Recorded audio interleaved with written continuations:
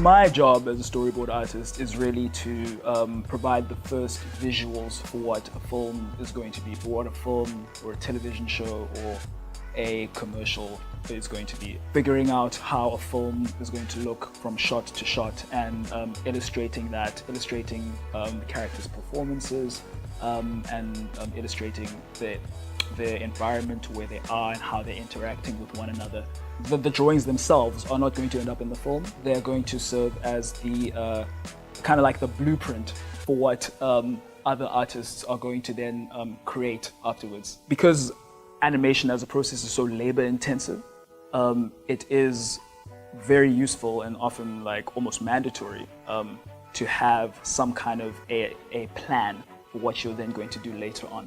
It's a very quick way of getting an idea of what something is going to be without having to go through the as I said, very labor-intensive process of creating the final product. So as an animation director, I came to animation directing through storyboarding, and the process of storyboarding, creating a sequence of images that act as a blueprint for the film. It's really where the filmmaking happens. It's really where you make all your decisions about, what's going to be in your shot, where the character's going to be, where they move, like what action are they going to perform. And you kind of, through that process, find your characters and find your film. A storyboard artist has a very large role to help with the actual content, the writing of any given scene that has a fundamental impact on the story as a whole. So there is a certain amount of responsibility in that space. Because of the fact that the storyboarding process is ideally meant to be an iterative one where you're changing things constantly, it tends to not be that advisable to always be trying to create the greatest illustration ever with every storyboard that you are doing, because there's a very high likelihood that that thing is going to change a lot.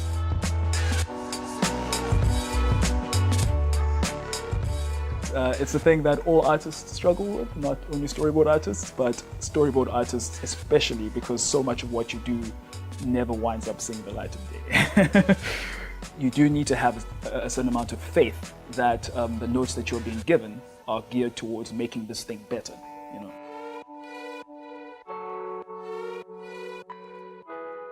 So when I am interviewing storyboard artists, or when I'm looking to collaborate with storyboard artists, I'm looking for people who are at their heart filmmakers. I'm not looking for people who are great artists necessarily. They don't have to be amazing at drawing or painting, but what they do have to understand is when they're watching a film, why does that film make them feel the way they feel? So storyboard artists are people who are really passionate about telling stories and using images to do that. They're constantly watching films, so that's the cool thing about being a storyboard artist. You've got to watch a lot of films, but they're not just watching to be entertained, they're watching to understand. Being able to draw well. It is important to be very specific about the kinds of drawings that you're doing, because drawing well could mean like making great fashion design, great architectural drawing. But with storyboarding in particular, it's really important to be able to draw in a way that can communicate a story happening. The most important strength or attribute that you can have as a storyboard artist is to understand a character's thought process and to be able to communicate that through your drawings. Your audience needs to understand what those characters are thinking and what they're feeling. It's really important. If you cannot do that, then your audience is confused. The other thing that is the bread and butter of a storyboard artist is to understand film language and to understand how shots are composed in movies, and to really immerse yourself in the language of filmmaking. Say for instance, you're watching a scene from Black Panther or something, and you really like how certain scenes look. What's a good exercise to start doing early is to ask yourself why it is that you like that framing, that composition, or why, for example, a certain action sequence has been shot or filmed like from far away as opposed to really close up. That's something we're constantly thinking about, is what camera choice is going to be best to communicate a certain beat in a story that needs to be communicated at any given time. As a student, as someone who's looking to get into this, it's important to understand why those choices are being made and what they're trying to communicate and what they're trying to make the audience feel when they're seeing different kinds of compositions. Are they trying to be dramatic or are they trying to be humorous? Those are things that I would highly recommend people start doing early if they're interested in doing this.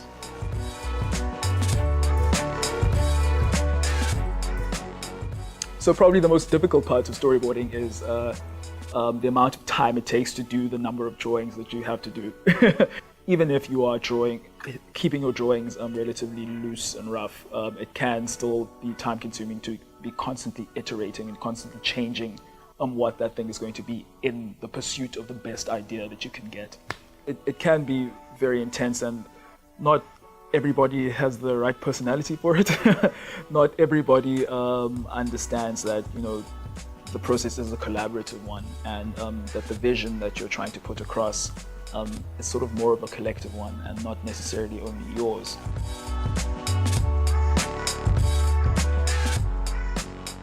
It can vary anywhere between 8 hours and sometimes 12 to 14 hours a day, depending on how close you are to a deadline.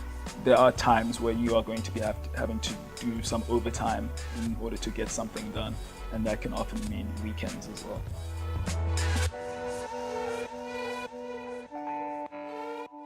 To be humble, to have as much humility as possible, leave your ego at the door, and have enough humility to understand that your ideas are not necessarily always going to be the best, and accept that many heads are often going to come up with a better idea than you could on your own. The process takes a while, takes a long time, and also to be patient with changes that you're going to get, the number of times you're going to revise the work that you're doing.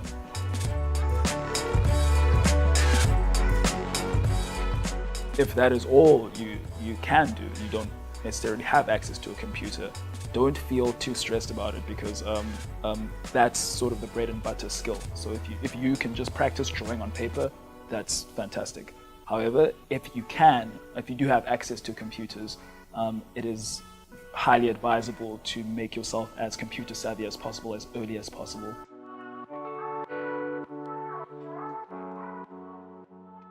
One of the things that I think I definitely could have done better when I was younger is having been much more proactive about going after the information that you need to become an animator, and about getting the information about how to do this craft that I was interested in. Because I'd always been interested in animation, I always knew that I wanted to do it, but I always sort of expected to be taught how to animate. I always sort of expected to be put on a pathway to a certain teacher, a certain university or whatever, and have people give me instruction on how to animate. One thing that I really would do differently going back now is in being really relentless about seeking that information on my own.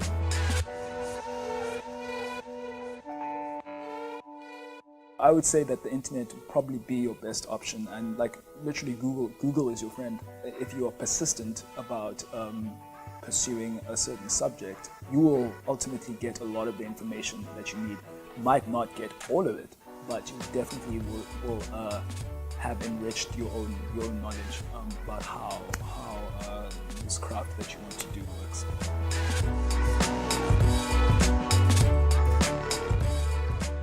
Really getting the feedback of as many people as possible, and taking that feedback sincerely. Like when you're showing your work to other people, don't be doing it just for other people to tell you how amazing you are. It's in order for them to give you constructive feedback that can make you the best artist that you can be.